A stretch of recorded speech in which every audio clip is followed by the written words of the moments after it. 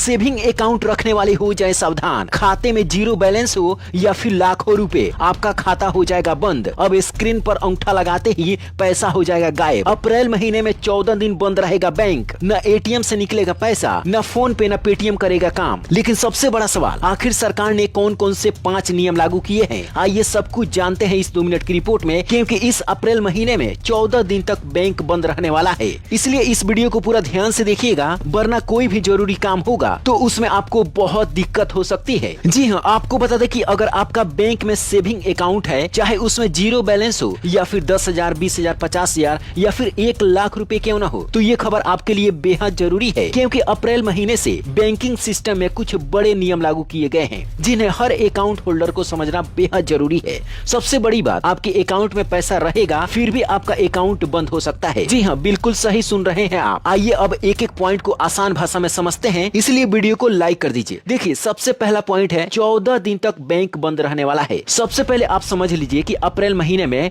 Bank लगभग 14 दिन क्यों बंद रहेगा और इसका अलग अलग तारीख क्या है। देखिए, 5 तारीख को सबसे पहले आपको छुट्टी मिलने वाली है, रविवार के दिन। उसके बाद में शनिवार को 11 तारीख को छुट्टी मिलने वाला है, दूसरा शनिवार को बैंक बंद रहेगा। फिर 12 तारीख को रविवार है, साप्ताहिक छुट्टी मिलेगी। फिर 13 तारीख को बैंक बंद रहेगा, सोमवार के दिन, क्योंकि इस दिन बैसाखी है, जो यह त्योहार पंजाब, हरियाणा और असम जैसे राज्यों में, इसके अलावा भी कई राज्यों में इसे बहुत ज्यादा मनाया जाता है। इसके बाद में है 14 अप्रैल को अम्बेडकर जयंती। एक एक करके बताएंगे तो वीडियो बहुत लंबा हो जाएगा। कुल मिलाकर समझिए कि इस महीने में आपको अभी भी 12 दिन तक बैंक बंद ही रहेंगे। मतलब अगर आपको ब्रांच में जाकर कोई काम करना होगा, जैसे पैसा जमा करना है, चेक क्लियर करना है, पासबुक अपडेट कराना है, केवाईसी करना है, लॉकर में कुछ रखे हैं या फिर निकालना है, जो भी करना है, लोन का पैसा भी अगर लेन देन करना है, लोन का कोई फॉर्म भरना है, तो ये सब आपको टेंशन बढ़ने वाली है। तो पहले तारीख जरूर देख लें कि किस दिन छुट्टी है या फिर किस दिन नहीं है, फिर आप बैंक में जाइए। अब दूसरा सबसे बड़ा नियम समझिए, अगर आपने अपने खाते से 1-2 साल तक कोई भी लेन देन नहीं किया है तो आपका अकाउंट इनएक्टिव हो जाएगा। न आप पैसा जमा कर पाएंगे, न पैसा निकाल पाएंगे, न यूपीआई का इस्तेमाल कर पाएंगे, न आपका फोन पे चलेगा, न पेटीएम चलेगा, न गूगल पे चलेगा, न आप एटीएम का भी इस्तेमाल कर पाएंगे। ये तब होगा जब आपने 1 साल तक उस खाते से न पैसा निकाला है और न ही उसमें डाला है। लेकिन इसके वजह से अगर आपका खाता बंद हो गया है और ऐसी मुसीबतों का सामना आपको न करना पड़े, इसलिए आप हर एक 2 या 4 महीने पर 10, 20 या 50 रुपया अकाउंट से लेन देन जरूर कीजिएगा। जब अकाउंट से लेन देन होते रहता है तो आपका अकाउंट इनएक्टिव नहीं होता है, पैसे निकाल सकते हैं और उसमें डाल भी सकते हैं। अब जो तीसरा नियम लागू किया गया है वो ध्यान से समझिए। देखिए, अगर आपने आधार कार्ड को अपडेट नहीं कराया है, पैन कार्ड को आधार कार्ड से लिंक नहीं किया है,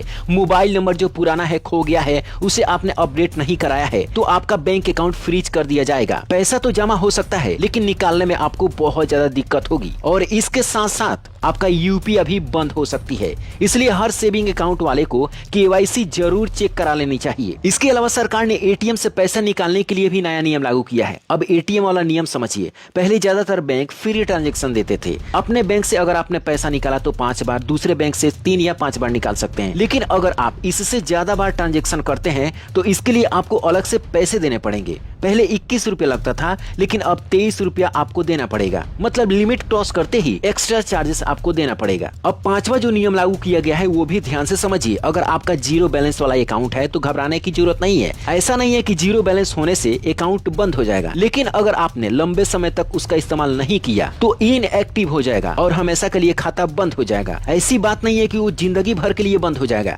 जैसे ही आप केवाईसी कराएंगे फिर से आपका खाता पहले की तरह चालू कर दिया जाएगा, लेकिन इसके लिए साल भर में आपको 2-3 बार ट्रांजैक्शन करना ही पड़ेगा, चाहे आपका जीरो बैलेंस वाला अकाउंट हो या फिर 1-2 लाख वाला अकाउंट क्यों ना हो। इसके अलावा सरकार ने यूपीआई को लेकर भी एक नया नियम जारी कर दिया है। अगर आप यूपीआई से ट्रांजैक्शन करते हैं तो फिंगरप्रिंट से जैसे ही आप ट्रांजैक्शन करेंगे 5,000 रुपए आप अपने खाते से कटवा सकते हैं। आपको पिन डालने की बिल्कुल भी जरूरत नहीं है। जैसे फोन पे में आपको पिन डालना पड़ता है, 5,000 रुपए आप अपने फोन पे वॉलेट में रख सकते हैं और बिना यूपीआई पिन का 5,000 तक मैक्सिमम ट्रांजैक्शन कर सकते हैं। यानी जैसे ही फोन पे खोलेंगे और जितना सामने वाले को पैसा पे करना है तो वहाँ पर पिन नहीं डालना है, बल्कि उसके बदले आपको अंगूठा लगाना है। सामने वाले के पास में पैसा ट्रांसफर हो जाएगी। और आखिरी में एक बड़ी खुशखबरी भी सुन लीजिए। जो फ्रॉड लोग पहले एक ओटीपी से आपका बैंक अकाउंट खाली कर देते थे, अब ऐसा वे लोग नहीं कर पाएंगे, क्योंकि अब सरकार ने 2 फैक्टर ऑथेंटिकेशन लागू कर दिया है। यानी इससे क्या होगा कि अब हर डिजिटल ट्रांजेक्शन के लिए कम से कम 2 सुरक्षा परतों को पार करना होगा। क्या बदलेगा? देखिए, सिर्फ ओटीपी डालने से पेमेंट नहीं होगा, आपको ओटीपी के साथ अपना यूपीआई पिन या फिंगरप्रिंट या फेस आईडी जैसा कोई दूसरा वेरिफिकेशन भी करना पड़ सकता है। सरकार ने इस नियम को इसलिए लागू किया है क्योंकि बहुत सारे लोग जाने अनजाने में अपना ओटीपी शेयर कर देते थे और उनके अकाउंट से पैसा कट जाता था। और इसी सुरक्षा को देखते हुए सरकार ने इस नियम को लागू किया है कि अब ओटीपी के बाद में आपको पिन भी डालना पड़ सकता है,